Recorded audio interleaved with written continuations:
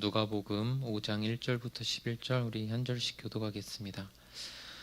무리가 몰려와서 하나님의 말씀을 들을새 예수는 게네사렛 호숫가에 서서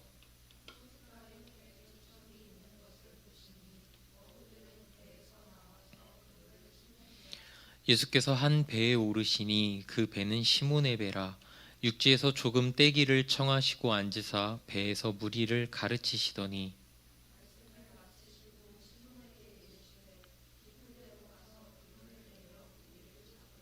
시몬이 대답하여 이르되 선생님, 우리들이 밤이 새도록 수고하였으되 잡은 것이 없지만은 말씀에 의지하여 내가 그물을 내리리이다 하고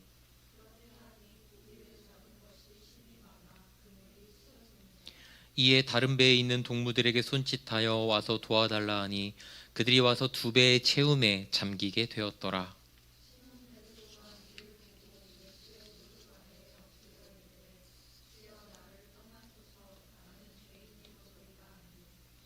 이는 자기 및 자기와 함께 있는 모든 사람이 고기 잡힌 것으로 말미암아 놀라고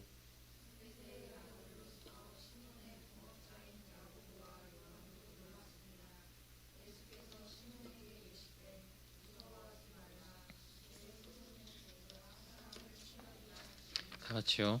그들이 배들을 육지에 대고 모든 것을 버려두고 예수를 따르니라. 아멘. 2월에 여러분들에게 주어지는 과제 주제는 과목으로는 경제, 실제적으로는 재물, 그리고 근본적으로는 물질에 관련된 것입니다. 이 주제는 한두 번 또는 한두 학기를 쏟는다고 해서 깨달아지는 주제는 아니고 아마도 평생을 이 주제를 가지고 고민하고 다투고 투쟁해야 할 것입니다. 이 주제는 우리의 존재 또는 욕망 그리고 우상과 맞닿아 있기 때문에 그렇습니다. 과제를 통해서도 여러분들이 많은 것들을 깨달으시겠지만 우선 한두 주 우리가 이런 주제들을 같이 살펴보도록 하겠습니다. 먼저 한번 상상해 보겠습니다. 우리가 한 가지 소원을 말할 수 있습니다. 무엇을 말씀하시겠습니까? 당장 어떤 어려움에 처하신 분들은 그 부분을 말씀하실 수도 있고, 특별히 건강이 좋지 않은 분들은 건강이나 다른 일들도 생각해 볼 수 있기에 건강의 회복을 말씀하실 것도 같습니다. 하지만 많은 분들이 생각을 거듭할수록 아니지, 이것보다는 다른 것을 선택해야겠다, 이렇게 생각이 계속 바뀌실 겁니다. 그 생각의 결론이 대체로 무엇으로 귀결될 것 같으십니까? 아마도 대다수의 사람들이 물질에 관한 소원을 말할 것 같지 않습니까? 예를 들어 명확한 사명이 없는 이가 취업을 소원으로 한다. 그것의 궁극적인 목적은 재물의 획득이겠죠. 그리고 반드시 그러한 것은 아니지만 재물이 있으면 건강도 어느 정도 회복할 수 있습니다. 그렇기에 많은 이들이 재물을 계속 추구하면서 살아갑니다.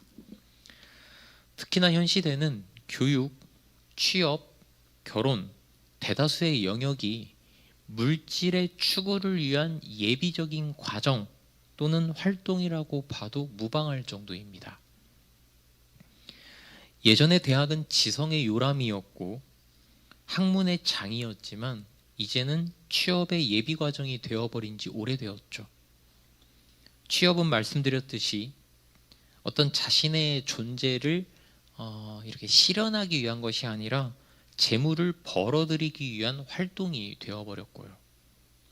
결혼 역시도 사랑의 종착역이라기보다는 두 사람의 합을 통한 자산 증식의 과정 중 하나가 되어버렸습니다.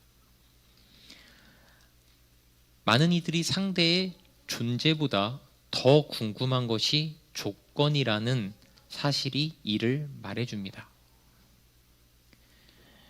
이러한 세상의 흐름 속에서 신자들은 재물을 원하는 마음은 있지만 이 사실에 다소간의 부끄러움을 가지고 살아가는 것도 사실입니다. 그래서 신자들은 대개 재물에 관한 설교를 많이 들었음에도 재물에 대해서 원하지만 그 욕망을 드러내기에는 부끄러운 그런 이중적인 마음을 가지고 살아가는 경우가 대부분입니다. 물질에 대한 어떤 객관적인 암과 나의 욕망 사이에 늘 충돌이 있는 것이죠. 이 충돌은 일단 내 안에 물질관이 명확하게 정립되지 않았다는 겁니다. 그래서 물질적인 상황에 늘 휘둘리면서 살아가게 되는 겁니다. 한때 철학자들은 육체와 영혼의 세계를 분리해서 오직 영혼의 영역만이 귀하고 육체, 즉 물질의 세계는 악하다고 믿었습니다. 또한 모든 것의 실체는 근본적으로 정신적으로 구성되었거나 비물질적인 것이라고 주장하는 그러한 관념론적 주장 때문에 사람들은 오랜 시간 물질에 대한 욕망을 억제하는 금욕적인 삶을 선한 삶으로 여겼고, 오늘날에도 이러한 인식의 일부가 우리를 지배하고 있는 것이 사실입니다. 단적으로 말해서 고급 차를 타고 다니는 성직자보다 걸어 다니는 성직자를 우리가 조금 더 낮게 보는 그러한 우리의 시각이 이를 증명합니다. 하지만 오늘날의 철학적 흐름은 이러한 관념론이라기보다 오직 물질만이 존재한다는 유물론에서 나온 물질 만능주의에 더 가깝습니다. 그래서 물질 자체를 거부했던 그러한 예전의 철학적 흐름은 이제는 여러 방면에서 거의 사라졌습니다. 그러면 일부 철학이 주장하는 것처럼 물질이 정말 악한 것인가? 이에 대해 성경은 무엇이라고 말하는가? 성경은 물질이 분명하게 복이거나 저주일 수 있다고 가르칩니다. 물질은 그 자체로 악하거나 선한 존재가 아니라 양면성을 가지는 존재라는 겁니다. 이것은 창세기의 타락 사건부터 짚어봐야 합니다. 태초에 모든 창조된 물질은 여러분들 아시다시피 선했습니다. 창조주가 보시기에 그 모든 것은 분명 선하고 좋았습니다. 애초에 타락은 인간의 자유의지에서 발생했지 자연세계, 즉 물질세계가 아니었습니다. 자연세계의 타락은 인간의 타락으로 인한 연쇄적 반응의 결과일 뿐이었습니다. 그래서 예수님께서도 언제나 더러운 것은 우리 안에 있지 우리 밖에 있지 않다고 말씀하신 겁니다. 그러니까 사람은 두 가지 의지가 있죠. 타락한 자유의지, 그리고 성령님께서 내주하시면서 회복하시는 선한 양심의 의지. 사람의 이 두 가지 의지에 따라서 물질이라고 하는 것은 복이 될 수도 있고 저주가 될 수도 있습니다. 여기까지 이해하시겠습니까? 그러면 결론은 물질은 선할 수도 있고 악할 수도 있다인데, 이 결론 또한 여러분이 모르시는 바가 아니며 물질을 바라보는 우리의 논의에 적합한 결론도 아닙니다. 그러면 어떻게 가야 하는가? 근본적인 것부터 짚어봐야 합니다. 요한복음에는 이런 구절이 있습니다. 말씀이 육신이 되어 우리 가운데 거하심에. 우리가 기본적으로 물질에 대해 생각할 때 이 구절로 시작해야 합니다. 하나님께서 육신으로 이 땅에 오셨다는 것은 먼저 물질이 하나님의 계시를 나타내기에 적합한 매개체라는 사실입니다. 사실 이것이 오늘 말씀의 선 결론입니다. 물질 자체는 하나님의 궁극적인 계시를 전하기에 적합한 매개체이기에 예수님께서는 물질된 육체를 입고 오신 것입니다. 우리는 이 사건을 성육신이라고 부릅니다. 이때 예수님께서는 물질과 영혼의 결합체의 그 완전성을 우리에게 보여주셨습니다. 미리 보여주신 겁니다. 예수님께서는 사람이 떡으로만 사는 존재가 아니라고 하심으로써 우리가 이 세상의 모든 물질적 법칙에 절절절 매여서 살아가는 존재가 아니라는 것을 알려주셨고, 반대로 우리에게 빛과 소금으로 살라고 말씀하심으로써 이 물질 세계를 패스하고 지나가 버리는 그러한 오류도 막아주셨습니다. 우리는 물질, 즉 육체와 계속적으로 싸우는 성화의 과정을 지나고 있습니다. 하지만 이 과정을 거치지 않고 살아가는 사람들도 많습니다. 신자 중에도 영적인 것들을 알고 있다는 사실만으로, 다시 말해 내가 교회에 다닌다는 사실, 구원의 내용을 알고 있다는 사실만으로 육적인 것들을 방치하거나 사실상 그것들을 추구하면서 살아가는 사람들이 많습니다. 이런 사람들이 물질 세계를 패스하는 사람들이죠. 하지만 하나님께서는, 예수님께서는 빛과 소금으로 살라고 말씀하심으로써 이 세계가 그냥 지나가야 할 곳이 아님을 우리에게 말씀하신 겁니다. 반대로 육적인 것들을 극단적으로 무시하고 살아가는 사람들도 있죠. 그러나 고린도전서가 말하듯이 육의 몸으로 심고 신령한 몸으로 다시 살아나나니 육의 몸이 있은즉 또 영의 몸도 있다. 우리가 죽고 나서 부활할 때에는 순수하게 영으로만 부활하는 것이 아니라 육도 같이 부활합니다. 계시록 강해 때 여러분들 충분히 들으셨죠?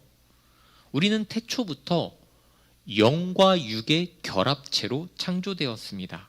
물론 이것이 타락으로 인하여 망가지고 부패되었으나 복음으로 인하여 영부터 다시 새로워졌고 마침내 육도 살아나서 마지막 날에 완전해지는 데까지 가는 겁니다. 그 최종적인 완성의 상태에 대해 성경이 자세히 우리에게 말해주고 있지는 않지만 분명한 것은 우리는 천국에서도 영과 육의 결합체로 존재합니다. 그 상태를 미리 우리에게 보이신 것이 바로 예수님이십니다. 그래서 오늘 우리는 이러한 사실을 통해서 현재 육의 몸을 입고 있으면서 육적인 것을 욕망하는 우리가 영육의 완전성을 보여주신 예수님을 믿게 되면서 제자로 부름받아서, 다시 말해 신자로서 어떻게 살아가야 하는지를 보려고 하는 겁니다. 오늘 본문을 보시면 예수님의 가르치심은 조용한 회당에서 울려 퍼지는 말씀 강해가 아니었습니다. 보셨다시피 게네사렛 호숫가, 오늘날로 치면 고깃배가 들어오는 항구에서 있었던 일입니다. 다시 말해 예수님께서는 생선 비린내가 나는 우리 삶의 현장에서 이 말씀을 전하신 겁니다. 우리는 오늘날 예수님의 말씀을 항상 교회에 와서야 듣기 때문에 말씀과 삶의 현장이 거리가 먼 경우가 많습니다.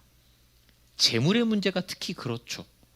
교회는 영적인 양식을 먹으러 가는 곳, 세상은 육적인 양식을 구하러 가는 곳. 우리 인식이 보통 그렇지 않습니까? 그래서 대부분의 신자에게 교회와 세상은 참 거리가 멉니다. 오늘 말씀 들으실 때에는 이런 관점에서 벗어나셔서 게네사렛 호숫가에서 여러분이 한 주간 치열하게 살아온 그 현장에서 이 말씀을 듣는다 생각하시고 한번 들어보시기 바랍니다. 1절, 무리가 몰려와서 하나님의 말씀을 들을새 예수는 게네사렛 호숫가에 서서. 예수님께서는 지금 게네사렛 호숫가에 계셨고 무리가 하나님의 말씀을 들으려고 몰려왔습니다. 예수님이 이곳에 계셨다는 것은 이곳에 어떤 볼일이 있으셨다는 겁니다. 앞에 보시면 우리가 잘 아는 갈릴리 호수 북서쪽에는 여러분들이 보시는 것, 갈릴리 호수의 왼쪽 위를 보시면 이 비옥한 평원 지대가 나오는데 그 평원을 게네사렛 평원이라고 불렀습니다. 그래서 지금 보시는 이 갈릴리 호수를 다른 말로는 게네사렛 호수라고 부르기도 합니다. 그러니까 갈릴리 평원, 갈릴리 호수, 게네사렛 평원, 게네사렛 호수, 이 두 가지 용어가 평원과 호수에 둘 다 쓰이는 겁니다. 여기서 게네사렛이라는 표현은 열동산, 다시 말해 풍성한 동산이라는 의미를 가집니다. 그래서 비옥한 게네사렛 평원에서도 무화과, 올리브나무, 종려나무 등 수종이 다양하고 농사도 잘 되었으며, 여러분들이 지금 앞에 보시는 요즘 사진이기는 하지만 이 근처의 호수였던 게네사렛 호수, 갈릴리 호수도 수산물이 풍성했습니다.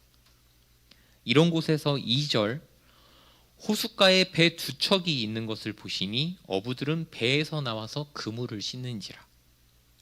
호숫가에 배 두 척이 있었고 어부들이 배에서 나와서 그물을 씻고 있었습니다.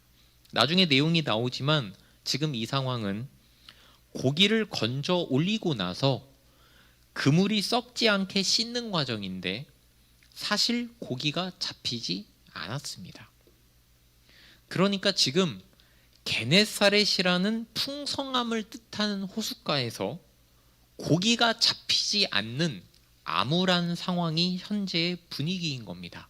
예수님께서 그 암울한 우리의 현실로 그 분위기 안으로 직접 들어가시는 겁니다.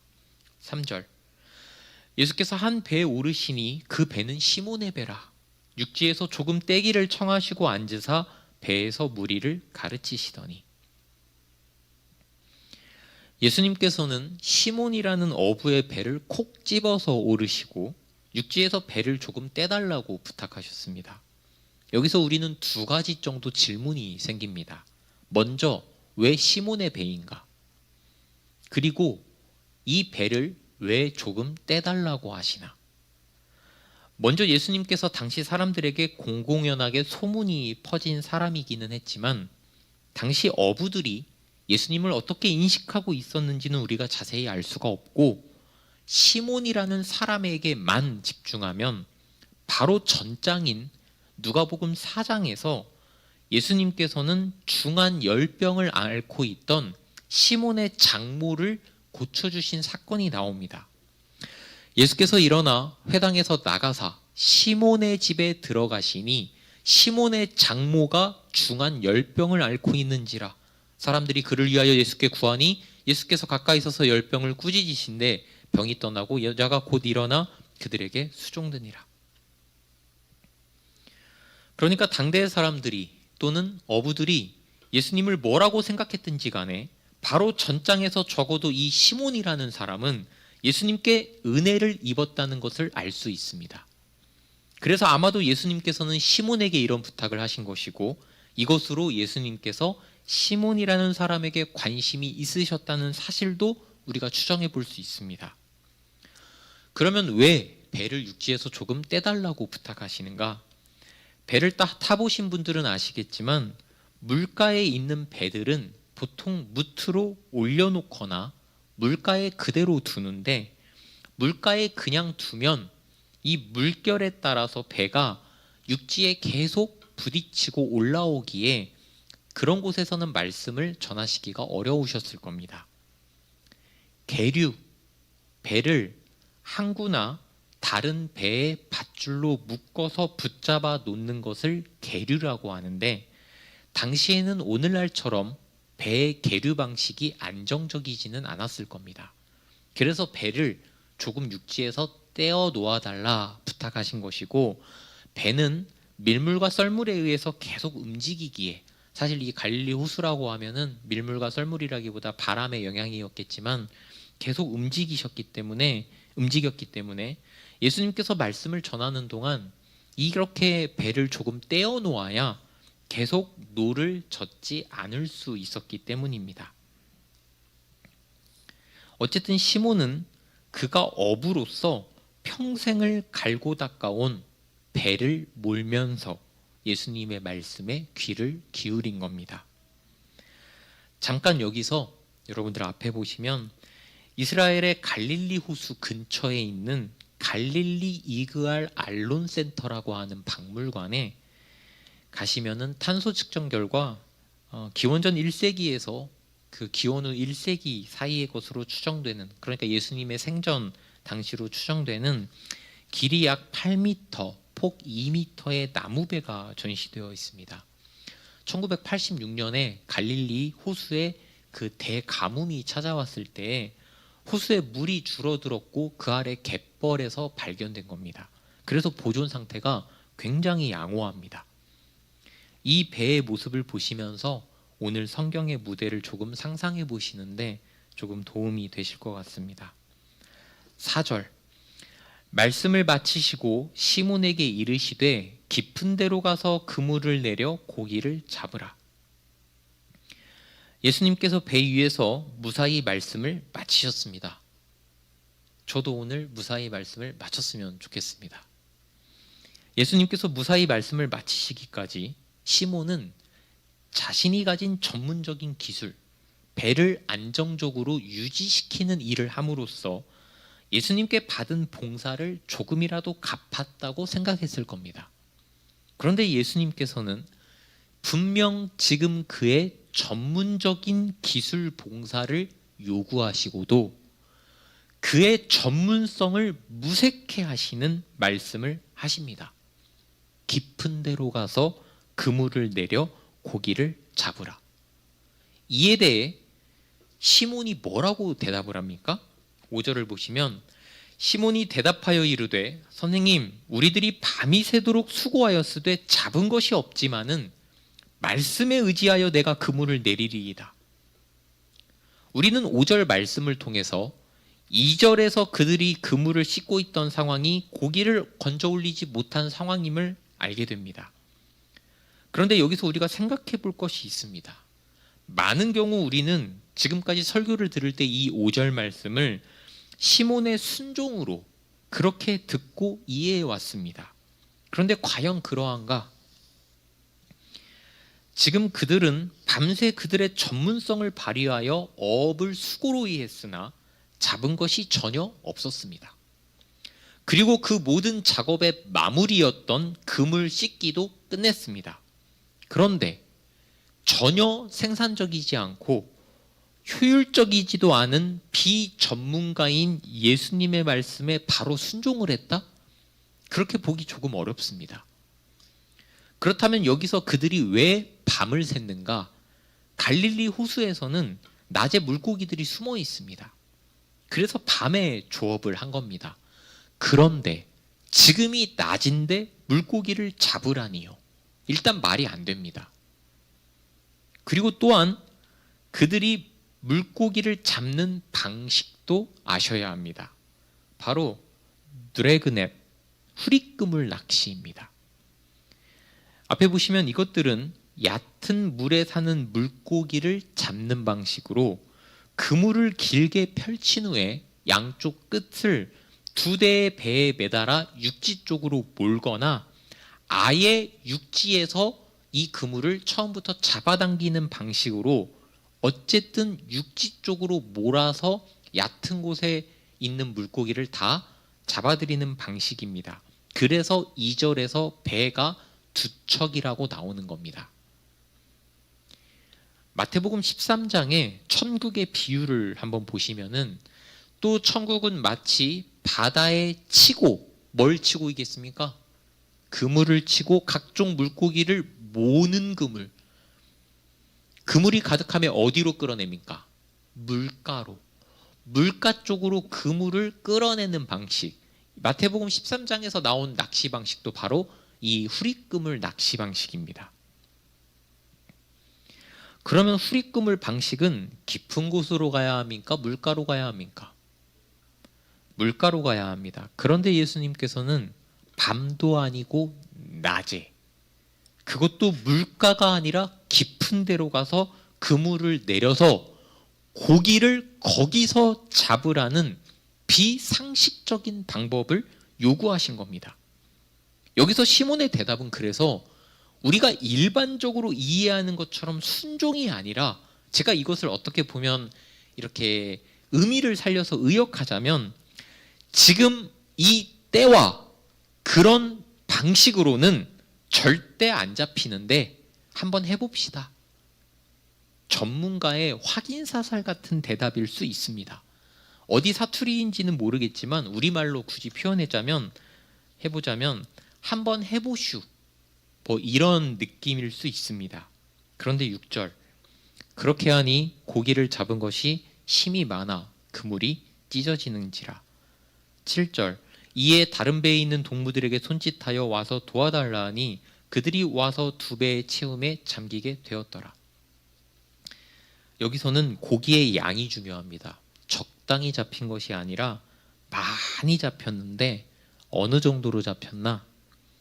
그들이 평생 쌓아올린 그들의 경험과 노하우와 그들의 모든 전문성을 무너뜨릴 만큼 절대 고기가 잡히지 않는 시간에 절대 고기가 잡히지 않는 장소에 절대 고기가 잡히지 않는 방식으로 어마어마한 양의 고기가 잡힌 겁니다. 그러니까 8절 시몬 베드로가 이를 보고 예수의 무릎 아래에 엎드려 이르되 주여 나를 떠나소서 나는 죄인이로소이다. 제가 조금 전에 5절 말씀을 베드로의 전적인 순종으로 보기 어렵다고 한 이유가 바로 이것입니다. 베드로는 5절에서 예수님을 선생이라고 부르지만 이제는 예수님을 주님이라고 부릅니다. 베드로는 바다 위에 뛰어난 전문가로서 예수님의 요청으로 하여금 배를 육지에서 조금 떼고 유지시키는 일은 넉넉하게 수행했지만 자신의 가장 전문적인 영역에서 예수님께 굴복합니다. 그런데 문제는 지금 그가 왜 예수님에게 나를 떠나소서 말했냐는 겁니다. 바로 이 부분이 이 이야기의 클라이막스입니다. 그는 평생을 만선을 이루겠다는 포부를 가지고 매일같이 밤새워서 부지런하게 일했을 겁니다. 소위 말해서 대박은 아니어도 매일같이 고기를 잡는 노동을 통해 얻어지는 소득으로서 살아가면서 늘 만선을 꿈꾸는 사람이었습니다. 그런데 그가 늘 만선을 꿈꾸던 그 배 위에서 그 삶의 현장에서 예수님의 말씀을 들었습니다. 그런데 그는 말씀을 들으면서 과연 무슨 생각을 했을까요? 아마도 그래 좋은 말씀이지 너무나 옳은 말씀이야. 그런데 그 좋은 말씀이 내가 오늘 고기를 잡는 데에 대체 무슨 소용인가? 내가 먹고 사는 문제에 있어서 내 현실적인 문제에 있어서 이런 말씀이 과연 무슨 소용인가? 나는 오늘 새벽에도 고기를 잡지 못하지 않았나? 생각하지 않았을까요? 마치 우리가 교회에서 말씀을 들을 때 우리의 삶과는 현실의 삶과는 너무도 거리가 먼 말씀을 듣듯이 말입니다. 내 실제적인 삶에서 이런 말씀이 다 무슨 소용인가?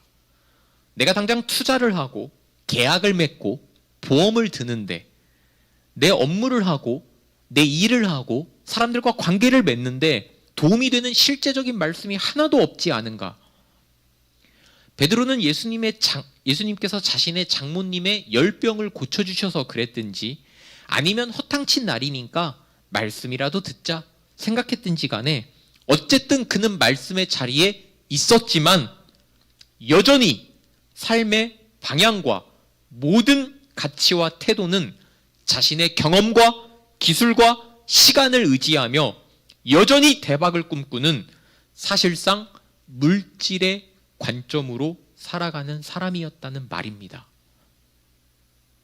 오늘 이 시간 이 자리에서 여전히 말씀을 듣고는 있지만 여전히 내가 가진 재주, 내가 가진 능력, 가족의 능력, 조건 어쨌든 눈에 보이고 세상이 인정하는 이 세상의 어떤 것들로서 살아가고 있는 우리처럼 시몬 베드로도 여전히 그런 관점과 시야로 살아가는 사람이었는데 그런 삶의 영역과 거리가 너무도 멀어 보였던 예수님이 어찌 보면 말만 번지르르하게 하는 것처럼 보이는 예수님이 소위 말해서 대박을 언제든지 만들어 주실 수 있는 분, 사실상 물질 세계를 주관하시는 분임을 깨닫고 충격을 받은 겁니다. 지금까지 누가복음에서는 시몬을 시몬이라고 부르다가 8절에서는 예수님이 주신 이름인 베드로가 덧붙여집니다. 베드로는 여러분들 아시다시피 바위라는 뜻을 가진 이름입니다. 그가 자신을 무너뜨릴 때, 그가 자신을 죄인이라고 고백할 때, 그가 엎드러질 때, 그의 내면과 그의 영혼이 무너질 때 오히려 그는 가장 단단한 반석을 가지게 된 것이 아닐까요? 그가 지금까지 세상을 보는 눈이 아닌 다른 눈을 뜨게 된 겁니다. 나는 죄인이로소이다. 이 고백은 주님을, 나를, 그리고 세상을, 이 모든 것을 보는 눈이 떠져야 할 수 있는 고백인 겁니다. 9절, 이는 자기 및 자기와 함께 있는 모든 사람이 고기 잡힌 것으로 말미암아 놀라고 세베대의 아들로서 시몬의 동업자인 야고보와 요한도 놀랐습니다. 우리는 신앙이라고 하는 것, 하나님, 예수님, 이런 종교적인 것들은 종교적인 상황에만 머문다고 생각합니다. 물론 여러분들은 나는 그렇게 생각하지 않습니다 라고 말씀하시겠지만 실제로 우리가 어떻게 살아가는지를 정직하게 돌아봅시다.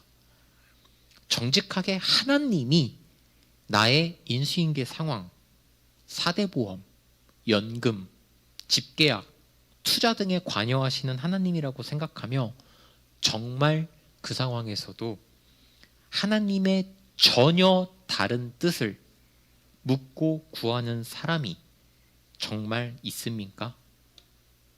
아니면 지금까지 늘 해왔던 방식과 가치와 습관과 경험으로 일을 진행합니까? 우리는 먼저 여러분들 앞에 보시면 모든 사람이 놀라고 야고보와 요한도 놀랐다라고 하는 이들의 놀라움을 인정해야 합니다.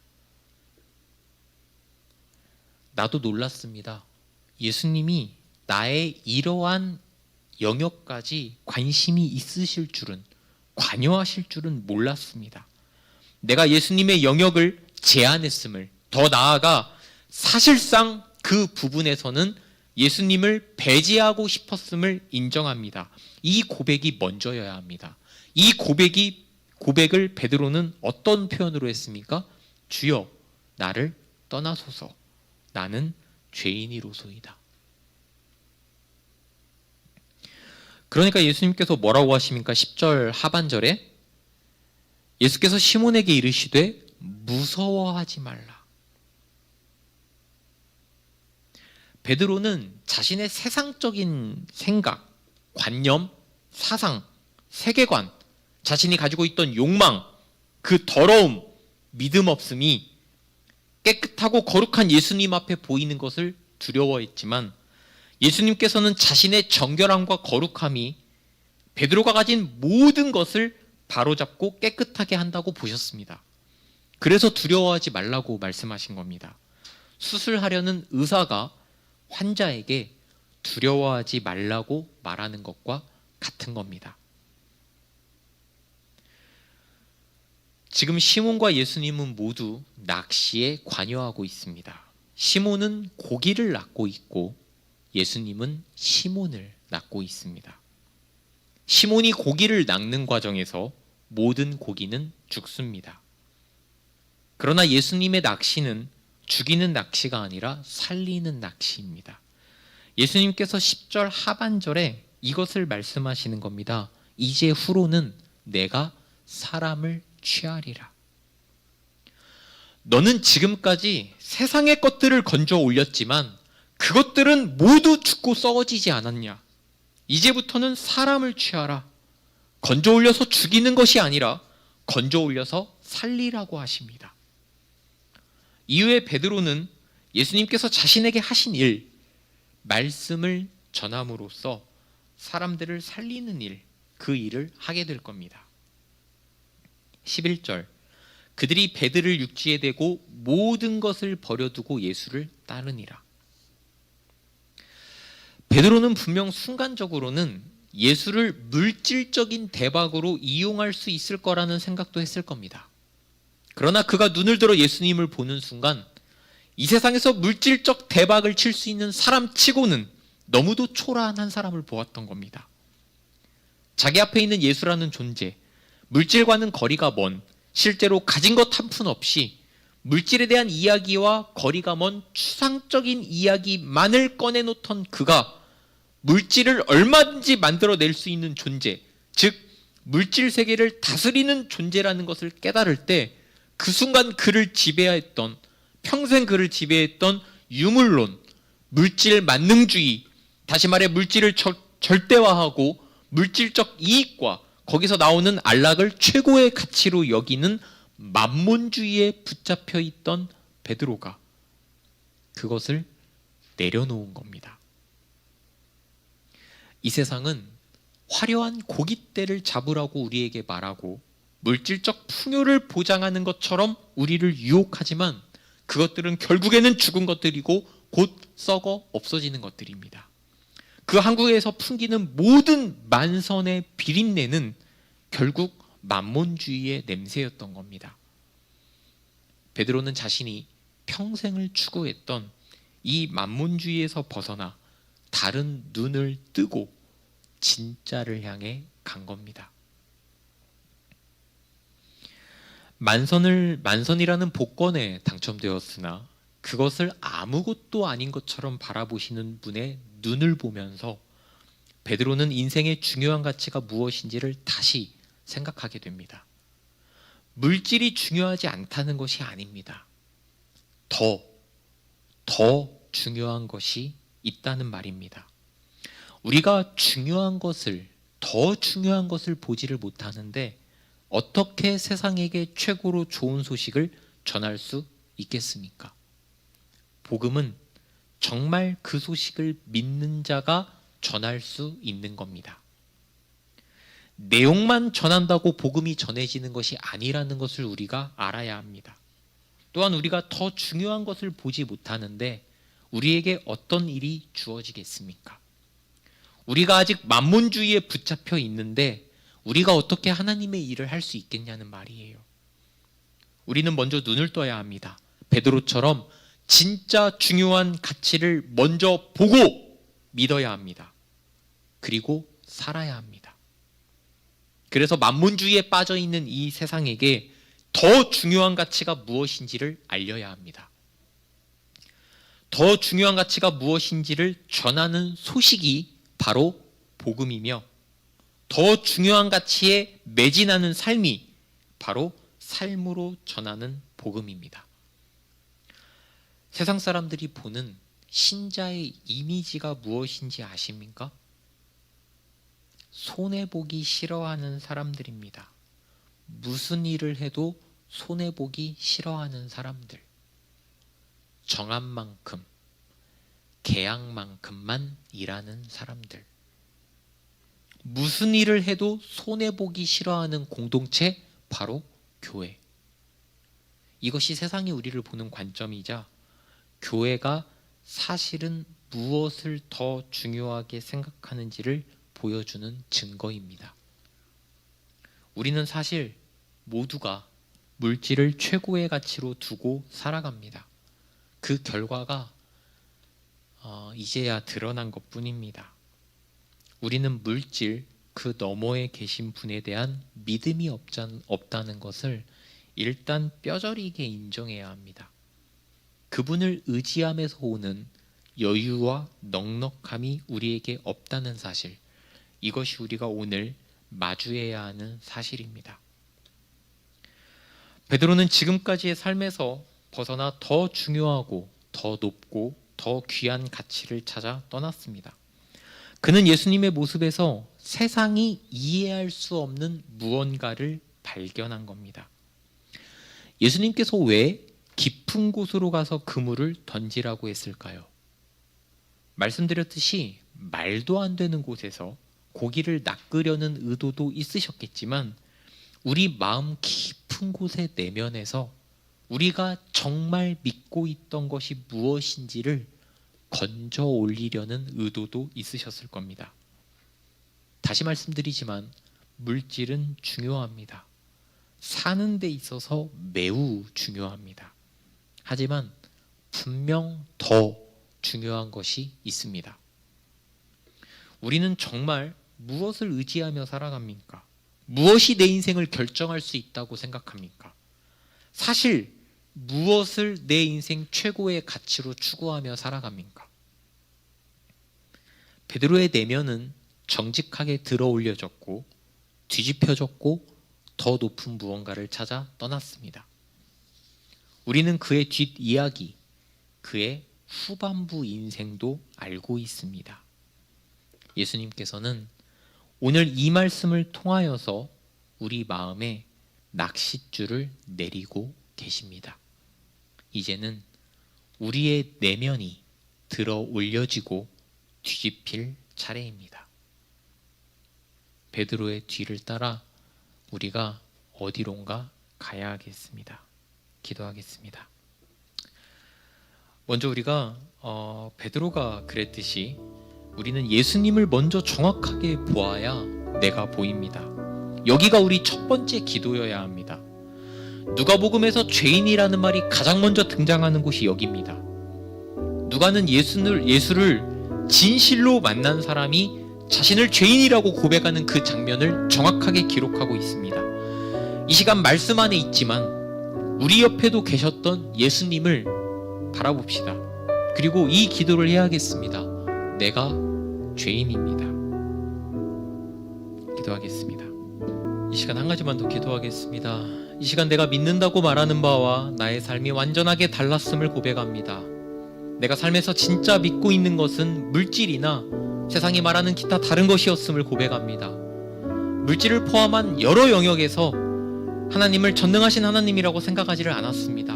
고백하시고 내가 진짜 바라보아야 할 것, 추구해야 할 것, 의지해야 할 것이 무엇인지 말씀해 주시옵소서. 내 삶의 모든 영역에 하나님은 전능하신 하나님임을 알고 구할 수 있는 내가 되게 하시옵소서. 그런 과정 가운데서 내게 더 중요한 것이 무엇인지, 가치 있는 것이 무엇인지, 귀한 것이 무엇인지를 알아보는 눈을 주시옵소서. 그것에 내 삶을, 이 비루하고 보잘것없는 죄인의 삶을 던지게 하시옵소서. 나의 내면이 밝혀지고 뒤집어지게 하시옵소서. 기도하겠습니다. 하나님 아버지, 이 시간 말씀을 통해 나의 내면과 영혼을 돌아보는 시간을 가졌습니다. 예수님을 바르게 믿는다는 것은 내가 지금까지 정말 의지했던 것을 떠나는 것일 겁니다. 이 시간 우리가 두 주인을 섬기고 있지는 않았는지 돌아보게 하시옵소서. 내가 잘못된 것을 의지하는 데 영향을 준 나의 잘못된 욕망과 상처로부터 자유롭게 하시옵소서. 만일 우리가 헛되고 허망한 것에 사로잡혀 있었다면 만선 앞에서 더 귀한 것을 본 베드로처럼 영원한 것을 바라보게 하시옵소서. 오늘 이 말씀이 나의 목표와 나의 시선과 나의 방향을 수정하게 하시고 기쁘고 기꺼운 마음으로 주님이 주신 기회 붙잡아 영원한 것을 향해 가는 인생 되게 하시옵소서. 물질에 초연하게 하시고 모든 물질보다 더 귀한 것과 바꾸게 하시옵소서. 모든 것의 주인이신 예수님의 이름으로 기도드립니다. 아멘.